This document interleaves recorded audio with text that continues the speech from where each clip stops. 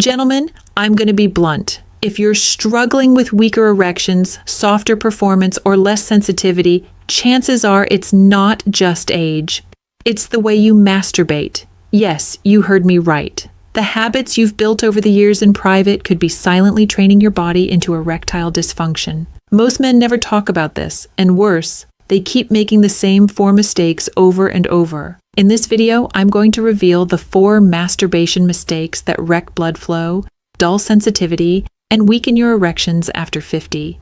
And more importantly, I'll show you how to fix them naturally so you can bring back firmness, confidence, and pleasure. Stay tuned all the way through, because this video holds the key to stronger erections, better prostate health, and a return to the man you used to feel like.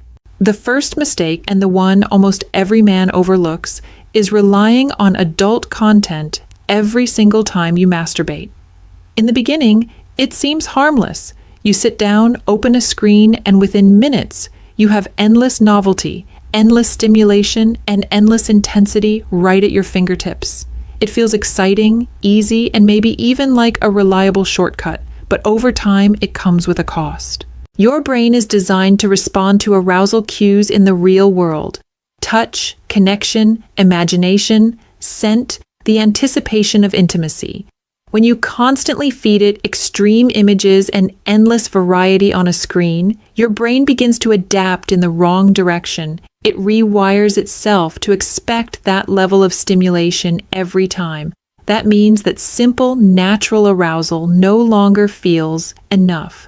You start to crave more novelty, more intensity, and more extremes to get the same response.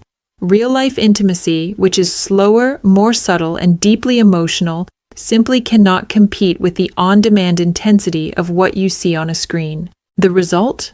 When you're with a partner, or even when you try to get aroused without a screen, your body struggles. Erections weaken, arousal fades quickly, and sensitivity dulls. It's not that your body is broken, it's that your brain has been trained to respond only to artificial stimulation. And that disconnect creates frustration, disappointment, and often doubt in your own ability to perform. Many men even begin to fear intimacy, worried that they won't be able to stay firm without the boost of a screen. But here's the hopeful part: you can fix it.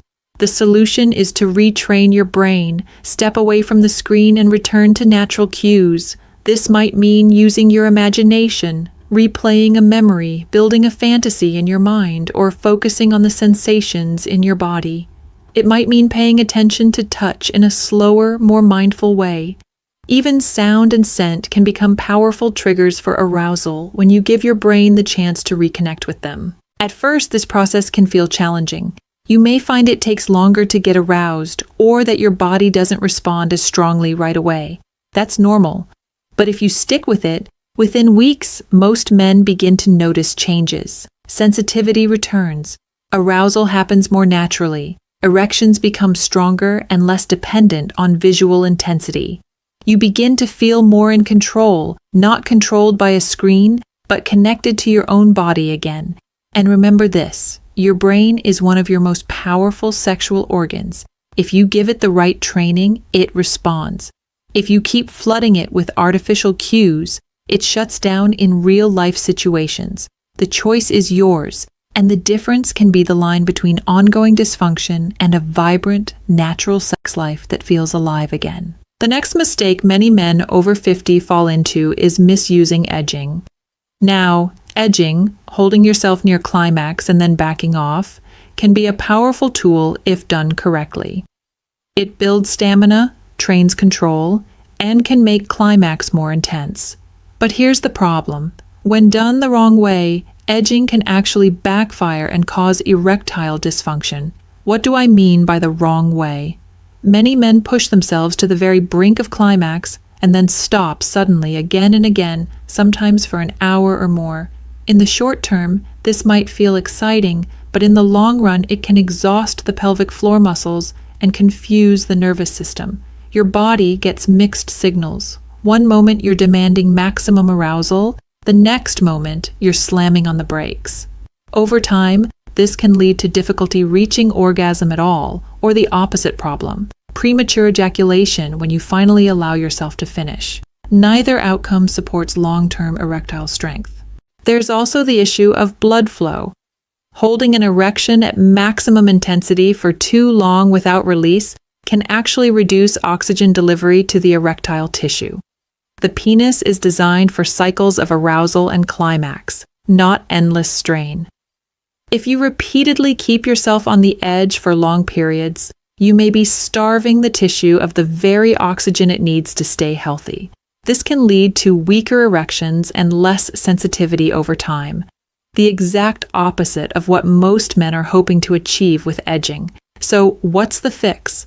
Practice balanced edging. Instead of pushing yourself right to the cliff, learn to back off earlier while you're still in control.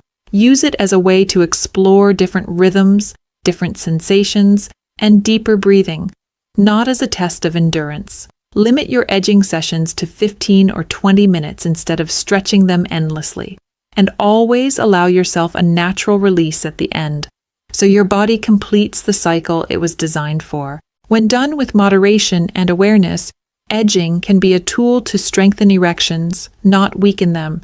It can build stamina, enhance pleasure, and train your nervous system to last longer.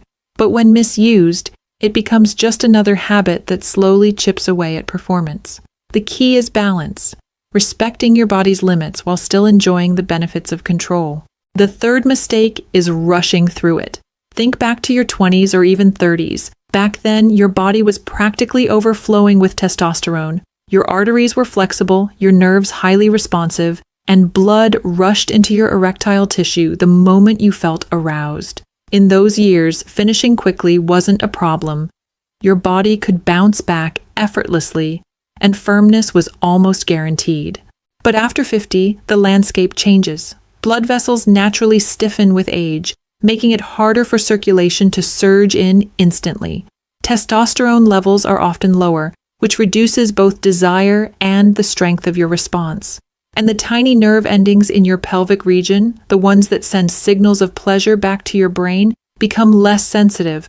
Put all of that together, and what worked at 20 simply does not work the same at 60. When you rush the process, you don't give your body the time it needs to fully engage. The erectile tissue never gets a complete supply of blood, oxygen isn't delivered properly, and instead of nourishing the tissue, you actually starve it. Over time, this habit conditions your body to expect weak, short-lived erections, because that's what you've trained it to do. The fix is surprisingly simple but incredibly powerful. Slow down. Shift your mindset from racing toward release to focusing on circulation. Think of it less as scratching an itch and more as an exercise for your sexual health. As you touch yourself, breathe deeply. Inhale through your nose, filling your belly, and exhale slowly through your mouth. This activates nitric oxide production, relaxes your blood vessels, and draws more blood into your pelvic region. Relax your muscles, avoid tensing up, and let arousal build gradually. When you slow the process, you're not just making the experience more enjoyable, you're actually retraining your body. Erections become firmer because they're supported by full blood flow. Climax feels more powerful because the tissue is fully oxygenated and alive. And perhaps most importantly, your body begins to unlearn the bad habit of rushing, replacing it with a healthier rhythm that strengthens performance over time. This shift can feel awkward at first. You may be used to getting it over with quickly, especially if you've carried those habits since youth. But when you allow yourself the space to slow down, you'll notice the difference. Not just in masturbation, but also in intimacy with a partner. You'll have more control, more stamina, and a deeper connection to your body's natural rhythm. Every time you give your body the gift of patience, you're investing in better circulation, stronger firmness, and a far more satisfying experience. The fourth and final mistake is the infamous death grip. This happens when men rely on very tight pressure and fast, repetitive friction during masturbation. In the moment, it may feel intense and satisfying, especially if you're chasing a quick release. But over the years, this habit takes a serious toll. Constantly gripping too tightly compresses blood vessels, irritates nerve endings, and overstimulates the tissue. What begins as a shortcut for pleasure slowly trains your body into dysfunction. The problem is that your nerves adapt. With repeated overstimulation, the sensitive receptors in the penis begin to dull. The nerves that once fired strongly at even light touch now require more and more pressure to register the same sensation. Over time, this leads to a frustrating cycle. You need stronger grip and harsher movements to get aroused, yet the pleasure feels weaker and more fleeting. Normal touch, whether from a partner or even from your own lighter strokes, no longer feels enough. Erections become harder to achieve, more difficult to maintain, and climax may even feel less satisfying than it once did. And the consequences don't stop there. Excessive friction from the death grip can reduce blood flow to the erectile tissue during arousal, which not only weakens firmness in the short term, but can also condition your body to rely on this unnatural method. For many men, this results in performance issues during intimacy. They discover that while they can climax quickly on their own, they struggle to respond in a natural setting with a partner, a problem that can cause tension, embarrassment, and loss of confidence. So, what's the fix? The answer is to loosen up and retrain your body. Start by using a lighter touch, even if it feels less stimulating at first. Think of this as reawakening your nerve endings rather than overwhelming them. Vary your movements, switch up the pressure, the rhythm, and the technique. This variety keeps your nerves sharp and prevents desensitization. And if you need extra support, don't hesitate to use lubrication. Lubrication is not a sign of weakness. It's actually a sign of wisdom. It reduces unnecessary friction, protects the skin, and promotes healthier blood flow throughout the process. With less irritation, your tissue can heal, your nerves can reset, and your sensitivity begins to return. Over time, what feels less intense in the beginning becomes far more pleasurable because your body is reconnecting with natural sensations. Remember, your skin and your nerves are more delicate now than they were decades ago. Treat them with care, patience, and respect, and they will reward you. Many men who break the death grip habit notice significant improvements within a few weeks. Erections that are easier to achieve, more satisfying touch, and a deeper connection to both their own body and their partner. By letting go of the death grip, you're not losing intensity. You're gaining back the natural pleasure that aging and bad habits have tried to take away. So, dear friends, here's the truth. Erectile dysfunction isn't just about getting older. It's about habits.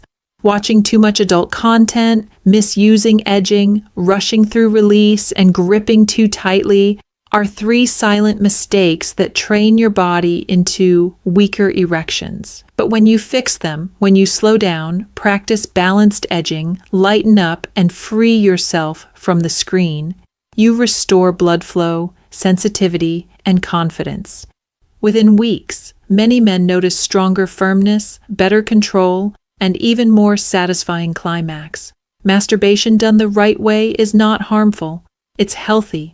But done the wrong way, it slowly robs you of the very function you want to keep. If this helped you, hit that like button, subscribe for more men's health advice, and share this video with someone who needs to hear it. Remember, you're not broken. You just need to change the way you do things.